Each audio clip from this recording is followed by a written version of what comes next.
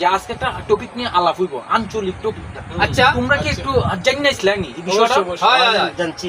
আচ্ছা, হোসেন বাংলাদেশের বিভিন্ন জায়গা, প্রায় সব জায়গাতেই দেখা যায় একটা জিনিস যে নাম রে একভাবে হয়, তো আচ্ছা। কোন ভাবে হয় এটা তোমরা আমার হোসেন, তোমার নাম হোক, আমার নাম আশিস। তোমার নাম, আমার নাম টিটু। তোমার নাম খামাল। এখন তোমরা নাম ডারে আমরা কেমনে ডাকমু? হও, আমার বাবা আইসা তোমারে, আমার টিটিয়া। তোমারে, আমার খামালিয়া।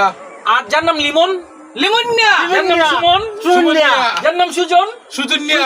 আর যার নাম ইলিয়াস।